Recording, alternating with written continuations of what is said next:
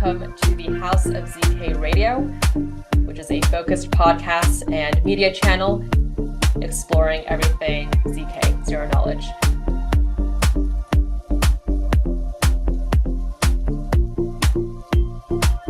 Right now we have Ming, who is a co-founder of ZKM. Ming is quite a veteran in the space. He also co-founded a few other projects in the Web3 space as well, including LAZ AI. So I wanted this conversation to be focused more on the vision, especially behind ZK, behind AI, and where the convergence lays there. Yeah, thank you so much, Ming. Thank you, Alice. Yeah, wondering if we can first start off with an origin story about where ZKM was founded. So what was the reason behind building a new zkVM in this space? And what types of new applications can ZKM enable, especially for AI? Yeah, so it's quite simple at first. We're just basically answering Vitalik's call, right? Because he said ZK rollup is the future, and so we're already doing optimistic rollup. The Andromeda network is optimistic rollup based. That's Metis mainnet called the Andromeda. So ZK rollup is always considered to be the ultimate solution for rollup. Optimistic is fast, fast confirmation time, but ZK rollup is supposed to be having instant, fast finality. Anyway, so we answered the call from Vitalik. At the time, ZK EVM is the way to go because basically EVM is the script engine for smart contracts on Ethereum. So naturally, ZK EVM is the goal, right? But we decided to do a little bit different at the beginning. We opted to do zkVM, which is to prove a execution trace of a general purpose VM CPU. So we chose MIPS. It's actually MIPS32r2, which is an open source ISA for MIPS CPU, the legacy CPU. It turns out like we made the right bet. So ZKM is proved to be more universal. And lately, Vitalik is pushing for the inclusion and enshrining of a general purpose VM into Ethereum. So yeah, I'm very glad that's going to happen, and that's the origin of ZKM. You've had both experience in the optimistic rollup space and then now also transitioning to the ZK, enabling for more ZK rollups as well. And you mentioned at that time, ZK EVMs were a bit more popular, but we've seen over the years that we're becoming, following this trend, following a more general purpose approach. So from the specialized ZK EVMs that are only really targeted for EVM to now zkVMs that can enable for more general purpose computation even outside of the blockchain-based context. So I wanted to also ask you where you see the connection between Web3 and AI. You've been involved in the Web3 space for quite a lot of years, even starting from Metis. So I'm curious to hear now with all these AI developments coming up, where you see Web3 and AI intersecting. Yes, so it's kind of popular for a lot of people to build a solution. They say the fusion of Web3 and AI, but mostly it's just it's the purpose is just to use AI sort of like a fundraising tool. That you build a product, AI product, and then you release a token. And the token could be some kind of like fundraising or incentive for community engagement. That is all fine and well, but that's not like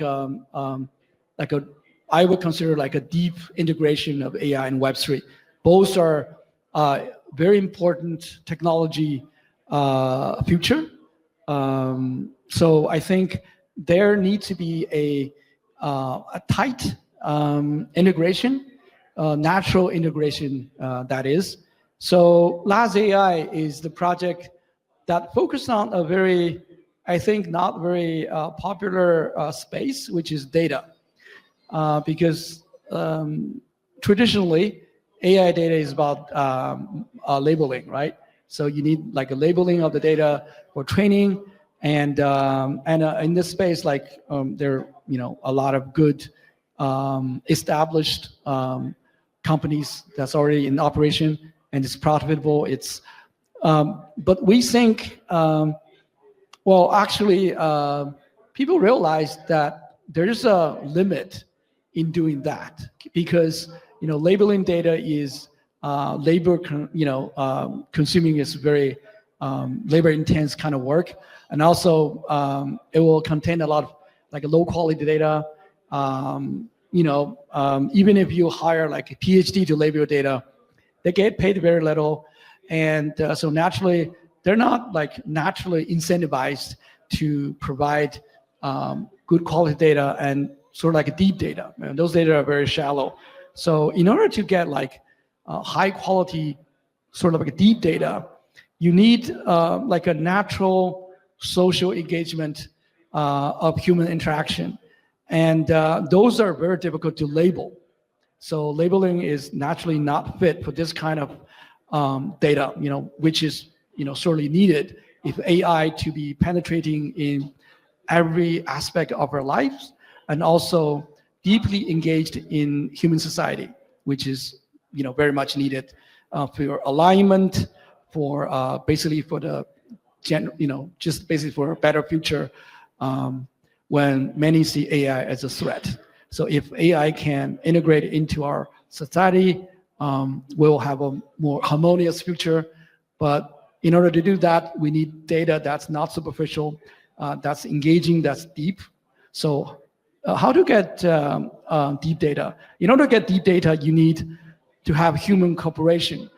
And also in order to do that, you need very good incentivization, right? Because labeling, you pay third world country, even PhDs, a couple cents, right? Like it's no good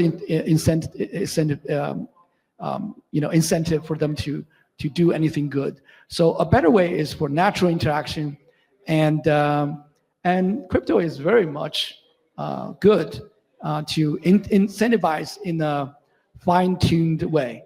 So that's how LAZ is about. We're gonna build deep data suitable for AI consuming in a continuous feedback loop, which the pre-trained LLM of today wouldn't be able to do.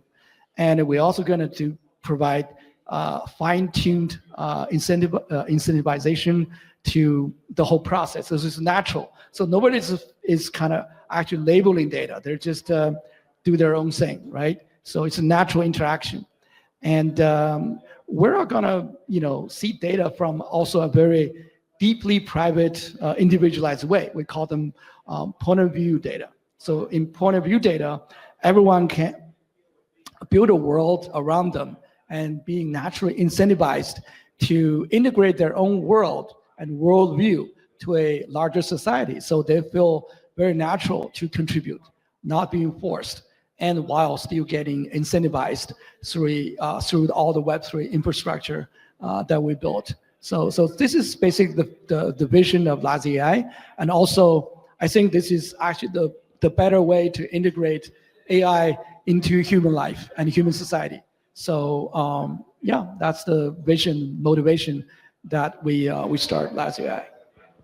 So the common status quo before was that a lot of the data labeling was very limited, and especially because the people doing so weren't really properly incentivized to.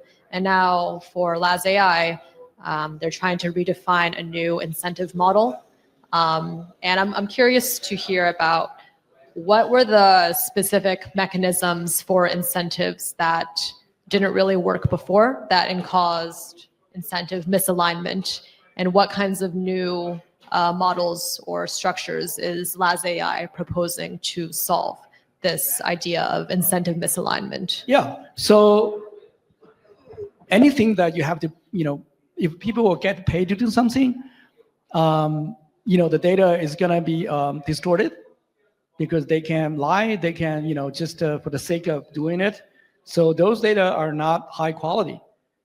In order to be able to incentivize the right way, you need an automatic mechanism. Also, you need data to be not distorted.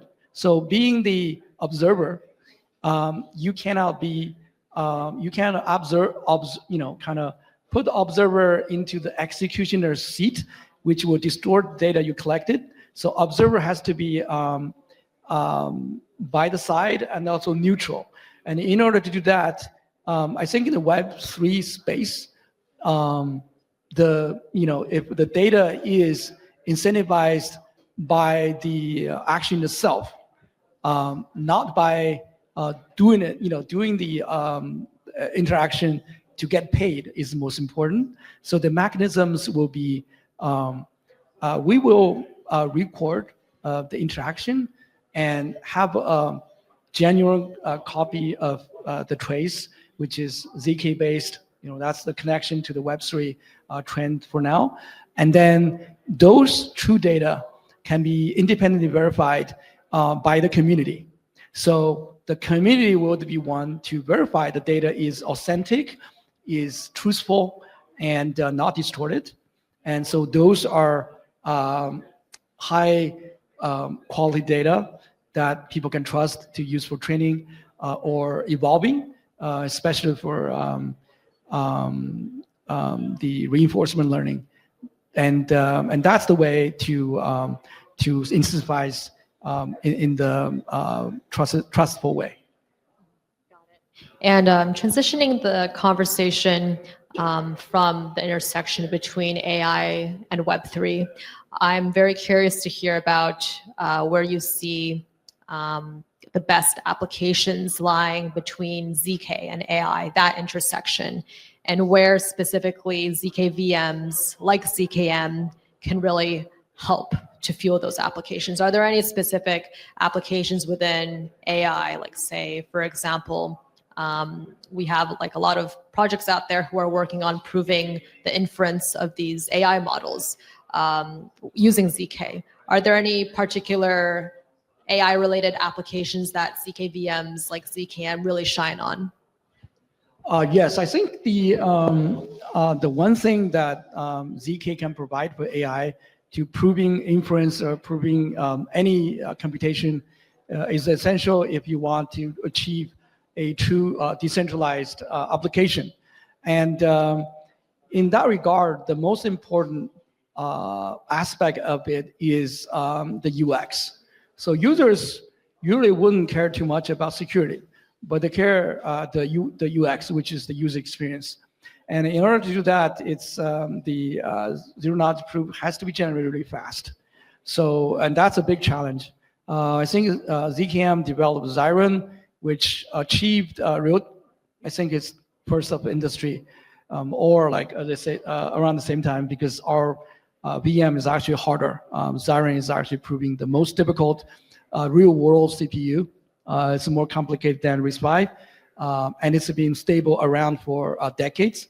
So naturally it's harder. But then we were the first to be able to provide real-time proving. So this is a milestone that kind of marks the beginning of real-world ZK integration. And I think this is very important. Doesn't matter which app, because any app that uses AK, if the ZK process is slow, then you would be you would have to compromise. Maybe you don't use ZK for every aspect of your app, but with real-time proving, you can. For example, inference, you can't really pick which data are not important. You probably need to through and through, like all the way in. And this, in this regard, you need to have real-time proving, which is, I think, it's a must-have, and it's not possible before. But from now on, this is going to be a huge space. We will see real integration with ZK and AI from now on in a real way, instead of just maybe using ZK a little bit there and here and there. Yeah. Got it. So we can see ZK be fully integrated into some Yes. different We'll applications. see an explosion of ZK plus AI applications from now on. Okay, very exciting time that we're in, and it's great to hear that we're finally ready for this new era, especially with a lot of improvements that a lot of ZK projects are making towards real-time proving. A lot of ZK projects now are specifically trying to do the real-time proving for Ethereum mainnet blocks, and hopefully soon we can even have real-time proving for AI inference as well. Yeah, right. By zero-time proving, we're actually proving like Ethereal level of blockchain. But we also have rollups. So rollups are infinitely expandable, extensible. So the scheme works now, and so I think with all this tech stack, real-time proving for inference is also going to be a reality, which is very exciting. Yes, very exciting indeed. And just as a last question, Ming, for anyone in the audience who is interested in developing with LAZ AI, with ZKM, what are the next steps that they should take, or if there's any kinds of announcements that you'd like to speak about? Right. I would say that it's the right time to build apps on these tech stacks. I think the only thing lacking is imagination. A lot of problems once considered to be hard or difficult to solve, from before, are actually becoming really easy.